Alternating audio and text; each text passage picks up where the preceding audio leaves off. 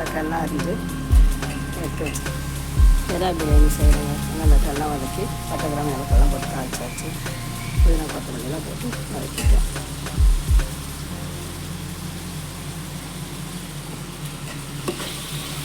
நல்லா வெண்டைக்காய் நல்லா வதங்கினதுக்கப்புறம் ஏறாவும் நல்லா கொஞ்சம் பெரிய ஏறாவும் பார்த்து வாங்கிக்கணும்.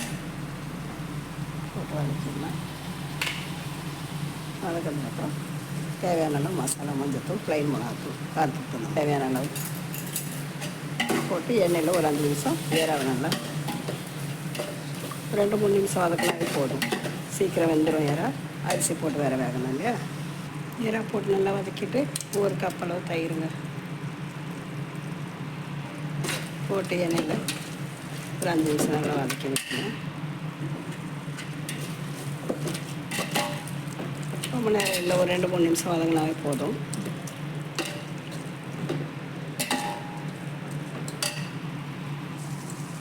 தேவையான அளவு தண்ணி ஊற்றிடலாங்க.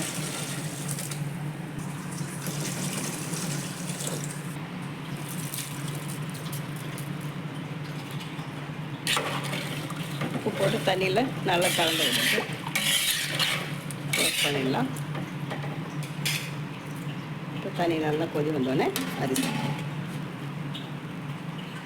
எல்லாம் போட்டு தாளிச்சு வச்சுங்க. அரிசி ஊற வச்சு கழுவி எடுத்து வச்சுருக்கேன். தேவையான ஒரு லெமன் 2 கட் பண்ணி வச்சுருக்கேன். புதினா கொத்தமல்லி போட்டாச்சு. இது இறக்கும்போது கொஞ்சம் போடும். ஏறா 65க்கும் கொஞ்சம் போட்டு பேட்டு எடுத்து வச்சுருக்கேன். தண்ணி கொதி வருதுங்க. அரிசியை போட்டுருவோமா.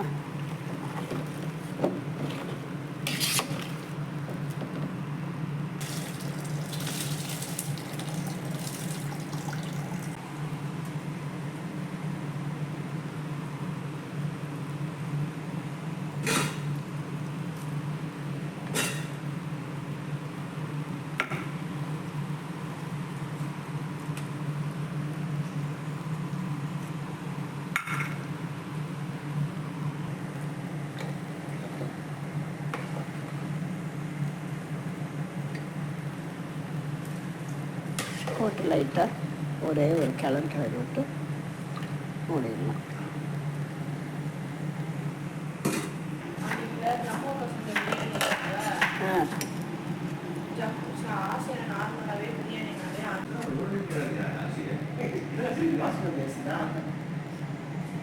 பாஸ்மதி தான்.